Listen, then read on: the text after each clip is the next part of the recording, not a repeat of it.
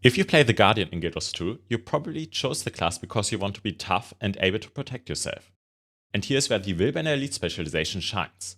At first glance, the Willbender looks more like a ninja than a classical paladin.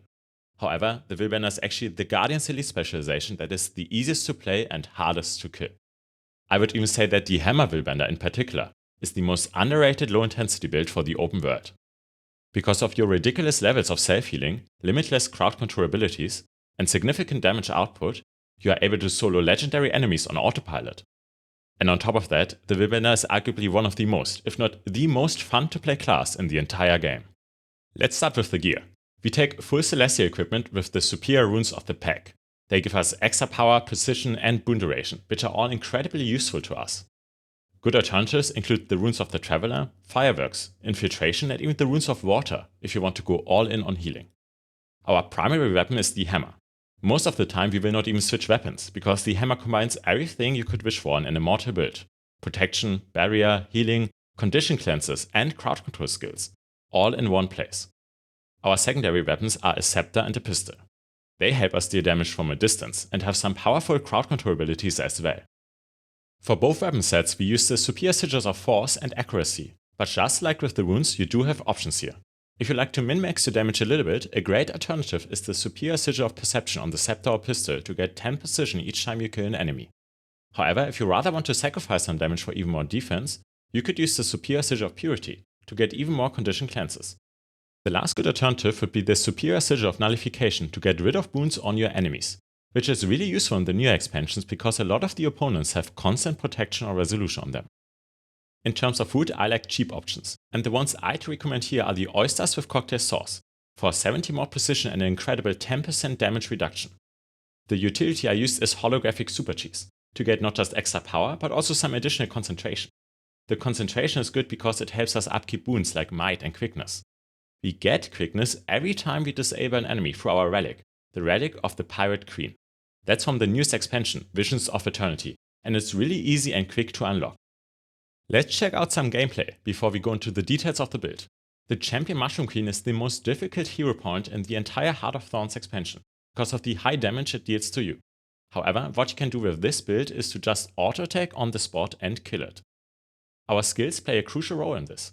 The Signal of Resolve automatically cleanses conditions, so you don't have to worry about being crippled or poisoned or anything like that. The Signal of Judgment decreases incoming damage by 10%. So that's another 10% less damage you need to out-heal yourself. Save Yourselves gives you a bunch of boons, including resolution and regeneration. So you receive less condition damage and get some passive healing on top of that. And then Roaring Light and Heaven's Palm are great crowd control abilities, so you can instantly break the Defiance bar of the boss whenever it comes up. All your utility skills are also stun breaks. That's incredibly useful in many fights. Use them whenever you are stunned, even the Signet of Judgment, although you then lose the 10% damage reduction for a bit. The same is true for the Signet of Resolve. Ideally, you keep the passive by not activating it, but if you really need a big heal, just go ahead and use it. I also wanted to mention a few skill alternatives here. From my perspective, Save Yourselves is a must pick, because of the incredible number of boons it gives you. But you could switch out Rolling Light and the Signet of Judgment if you want. My favorite alternatives would be the Bane Signet, Stand Your Ground, or Flash combo. Normally, we start a fight with our scepter and pistol and then only switch back whenever we want to attack from range. That's because the hammer deals the majority of our damage and gives us more survivability. That said, the offhand pistol is a really underrated weapon in the open world. Most people just use it in condition damage focused builds.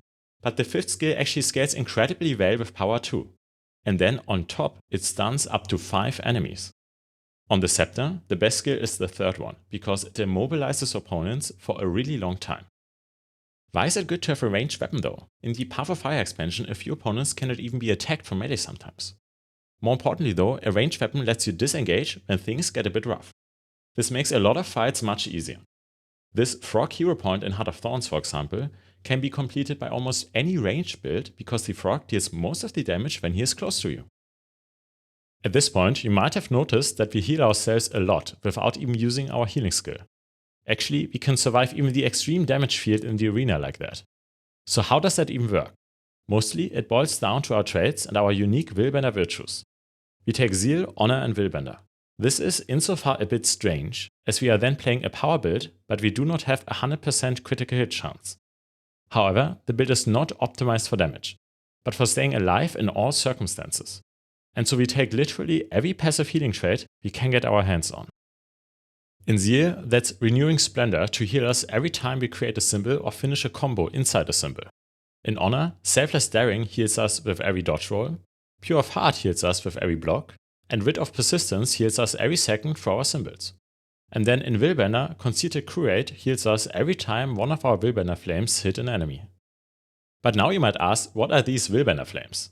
When playing a Willbender, our Guardian Virtues change in a few ways. There are three main differences really. First, all Virtues are now movement skills. This makes it quite satisfying to play Willbender because you easily get around even without any mounts. Second, all Virtues leave flames on the ground. Which ones exactly depend on the virtue we use. And lastly, when we activate a virtue, we do not only get an immediate bonus, but we also get a temporary buff. And these buffs are incredibly strong. For every 5 attacks, Rushing Justice burns enemies, Flowing Resolve heals you, and Crashing Courage grants you stability and ages. What's important to understand is that the Willbender flames on the ground are unrelated to these buffs. This means we can, and in fact we should, activate all of our virtues at the start of a fight. I typically use the F1 skill last, because that's an easy way to get back to my enemy. And then whenever these virtues come up again, it's good to use them as soon as possible. That's not just good because of the buffs I mentioned earlier, but also because there is a powerful trait that we picked that gives us 25% more damage when our Willbender flames get triggered.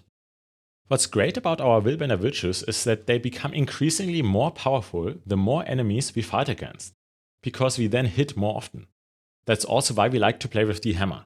With the Hammer we regularly create big symbols through our auto attacks that can hit up to 5 enemies per second. The consequence is that we become truly immortal. There's almost nothing in the entire game that can kill us. If you want to see what that looks like in practice, I've included footage against some of the hardest open world bosses. The legendary Corruptor Facet is a legendary bounty that you need to complete to get the Griffin mount. But there are enemies even harder than legendary bounties in the Path of Fire expansion. Butch is probably the toughest bounty of them all, but you can easily solo it with this build. Now before we get to these fights, I wanted to share that I'm working on several more videos right now. The next one will also be about the Willbender. So if you have any feedback, please comment and let me know what you think. If you enjoyed the video and want to see what's next, please also like and subscribe to the channel. And now here are the 2 fights I promised. Enjoy watching and until next time.